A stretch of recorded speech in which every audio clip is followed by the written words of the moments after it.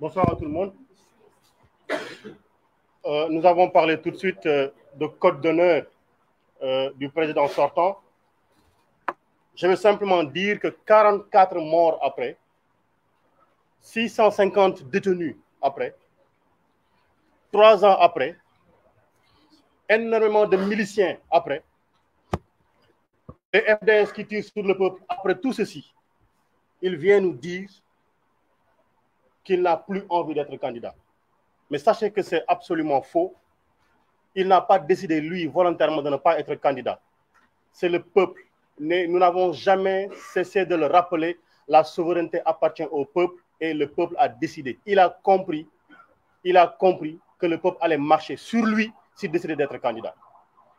Et il l'a si bien compris qu'aujourd'hui, dans sa manipulation, il est en train de dire, vous là qui étiez prêts à manifester, à dire, vous serez dans la rue, vous aviez deux seules choses qui pouvaient vous mobiliser. La première chose était ma candidature, ma troisième candidature. Et la seconde chose, c'était l'interdiction de candidature à Ousmane Sonko. Aujourd'hui, vous tous qui aviez comme dénominateur commun l'opposition à ma candidature, restez chez vous. J'ai décidé aujourd'hui, en me prononçant, en disant que je ne serai pas candidat, je vais marcher sur Ousmane Sonko, je marcherai sur Pastef, je marcherai sur ses militants, je marcherai sur sa candidature, je le garderai en prison, je l'interdirai de candidater. Laissez-moi faire, laissez-moi m'occuper d'Ousmane Sonko. Voilà le message que nous avons lancé.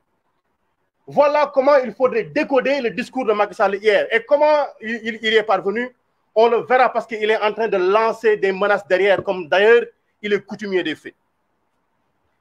Donc ce qu'il a dit hier, mais est d'une extraordinaire banalité, parce que je ne suis pas candidat, il savait très bien et pertinemment que la Constitution le lui interdisait. Et je dis, pour ceux qui ont décidé de lui faire confiance, mais gardez-vous de totalement lui faire confiance, parce que comme il a été dit tout à l'heure par Ngagne Demba Touré, il garde sous son coude 3 cartes, 3 coups qu'il peut nous faire au dernier moment. Et j'avertis les prochains candidats de l'APR, évitez de manger chez lui, évitez de boire son eau, il est capable de vous empoisonner et de dire, comme nous n'avons plus de candidats, je reviens, et de le faire à la Ouattara. Prenez garde. Je parle de Amadouba, de Aly Ngouille Ndiaye et de tous ceux-là qui ont été cités. Faites bien attention. Si vous n'arrivez pas à gainer votre bouche d'invulnérabilité, ne mangez pas chez lui. Mais je dis une chose. Il n'est pas candidat et Dakar dort. Comprenez ce que je suis en train de dire. Il n'est pas candidat et Dakar est en train de dormir. Ça veut dire que le fait qu'il ne soit pas candidat n'intéresse aucun de ses souteneurs. Mais qu'ils disent qu'Ousmane Sonko ne sera pas candidat, Dakar ne dormira plus. Qu'ils disent qu'Ousmane Sonko ne sera pas candidat, le Sénégal ne dormira plus. Et il faudra qu'ils le comprennent. Donc tout ceci n'est en rien une déclinaison du dialogue politique. En rien, il faut qu'on le comprenne. Tout ce qu'il vient de dire n'a rien à voir avec le dialogue politique. Il a compris le message qui lui a été lancé. Et comme nous l'avons dit, ça arrive à causer beaucoup de morts. Mais l'affaire CPI, on ne va pas lâcher l'affaire. Top cas les donne. Ils nous ont dit qu'il y avait des forces occultes dans ce pays-ci. La seule force occulte ici, c'est cet homme qui a voulu utiliser des forces de défense et de sécurité, accompagné de milices qui a tiré sur son peuple. Voilà la seule force occulte.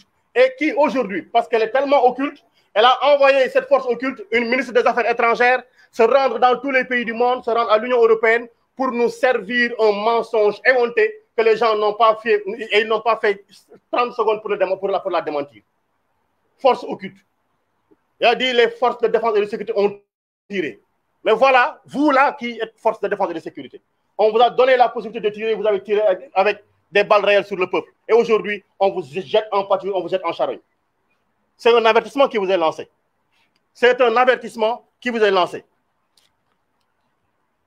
Aujourd'hui, moi, Birame Souleye Diop, parlant sur cette table, auguste table, invité de la conférence des leaders, j'ai dit la candidature du président Ousmane Sonko est une demande politique, est une demande du peuple.